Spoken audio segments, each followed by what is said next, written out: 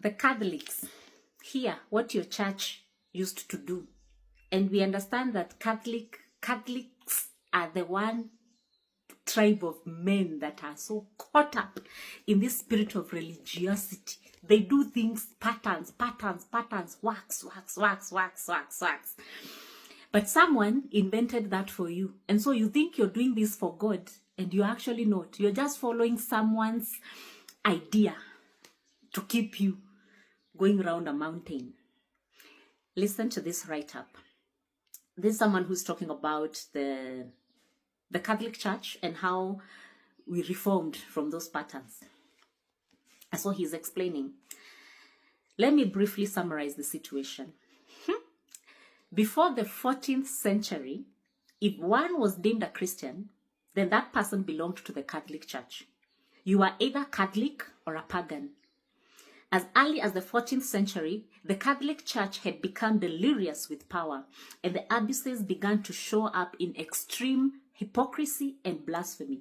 So the church started, you see, the foundation of this church was power. And then this power was backed up with hypocrisy and blasphemy. This is the foundation. Now listen to how hypocrisy and blasphemy comes up, and reason for yourself whether that is actually God. And people still do follow these people till today. It had set, the Catholic Church now, it had set up itself as the absolute voice and judgment of God throughout the whole known world.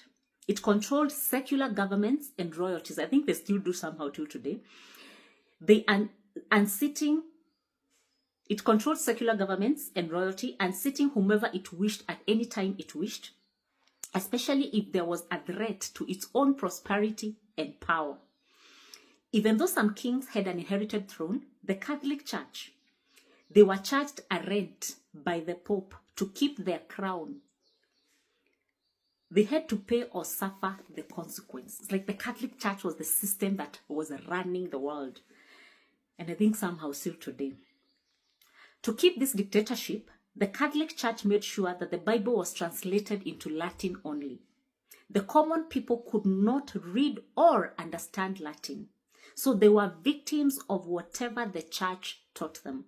The common person was forbidden to own a Bible because it was believed that only the priests could have that honor. But the clergy itself, if ever, it seldom read the Bible. They didn't even read the Bible they were teaching themselves. So it was not about God. It was about another thing, another power, another control. It was not about teaching God to the people to set them free. No. Here the Bible or God was being used as a means to control people, as a means to... The unknown kept them in a position of prestige among the people, because people didn't read the Bible. So these people are special. Hey, these ones, they have read the Bible, so they are special. We must listen to them. It was made clear that the common person could never know God, much less please him. So the people were left to serve under whatever whimsical bondage the religious hierarchy created. You feel like, me, I can't. This man of God, this prophet is the one who talks to God. This man of God. You see, that thing was birthed here in that 14th century, where you feel that this is a man that knows God. This one is huyu anaongeanga mpaka na God. This one chats with God on WhatsApp. This one is special. This one is more connected to God than I'll ever be. I can never be as clean as they are. I can never know God as they are. I can never come... You see these people that keep talking about these prophets, Prophet Awor and the rest, these people that misrepresent God. You know, we are not fearing anymore, because this God that you're misrepresenting is not your God. You don't have a God that if you misrepresent, it's like you misrepresent my father. Of course, I will stand in and tell you, you're misrepresenting him. That is not who my father is, because he's also my father. This God that if at all, unless he has his own God, this Prophet Awor. But if he's talking about the same God that we are worshipping, this the same God of the Bible, then he needs to get out of his high horse and realize there is nowhere that this God of the Bible you can chat with him on text, unless he has his own God. But it's not this God of the Bible. It's not the living God. You know, we are just allowing people. It's the same thing. These clergymen, they come and they create whimsical bondages, and they create Bible stories and fables. Then they come and tell you. Someone went there and created a fable that he can chat with God, and then came and told you, you believe this man can chat with God. This man talks to God. The same God that he talks to should be the same God in you. Why can't you talk to him? Why can't you even ask him? You even go to God and say, Father, why you can't chat me on WhatsApp? Why me I don't have a line? Why are you using this man? But why can't we reason like that? That's the thing I ask. Why are the minds of people, do they tie people's minds, or what happens? Anyway, I was reading the story of the Catholic Church. Now, so continues to say, my people perish due to lack of knowledge, the lack of knowledge. Through an ignorant and mostly corrupt priesthood, the Roman Catholic leadership was inventing and establishing its own religion. When the traditions stopped accomplishing their desired end, when they realized that people are they're not getting what they wanted to get, the church would change or add the rules. Guilt and fear were the two of the leading emotions that the church instilled to keep people coming to church. It still does till today. Guilt and fear. You feel guilty that you didn't go to church. Your pastor will keep preaching how if you don't come to church, you're like the lone wolf. And the devil likes to separate people so that he can, when I'm alone, I'm not separated for the devil to come and get me. I can never be alone because I have Christ in me. He is in me. I am in him. Christ is my shield. So you're telling me that because I am alone now the devil will come? What? Where did that come from? Anyway, those are the things that we use. That is to make you afraid. And then the guilt is you're not fellowshipping. You do not forsake the coming together of believers. And so you're being told to go to church because you're not fellowshipping. Those are guilt. And those are the same emotions that were being used then. And they're still being used today. Guilt and fear. To deal with the question of death, hell, paradise and purgatory, the Pope and his hierarchy created a system that worked to stabilize the church's economy and alleviate the people's guilt. So when people asked about heaven, hell, paradise, purgatory, death, the church the answer to that was creating a system that would work to stabilize the church's economy. You see, money again comes to factor. So to answer your question, they will bring something that has to do with money so that if I mention purgatory or hell or death, you realize that there's something that you're missing. And to get that thing, whatever you'll have to do, it is going to stabilize the church's economy.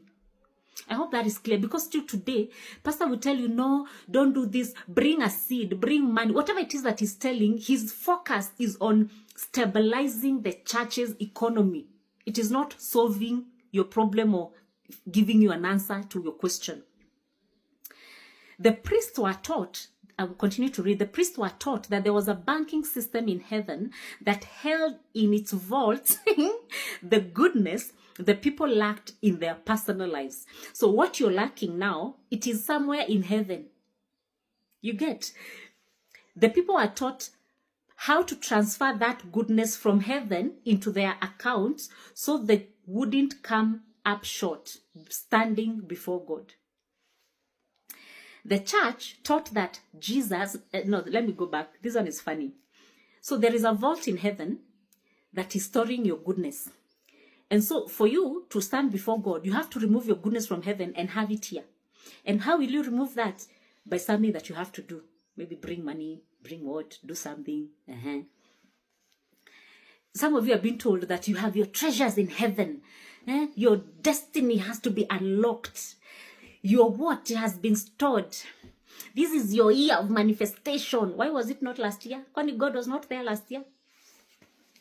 It can also not be this year. It can be next year. It is what God wills.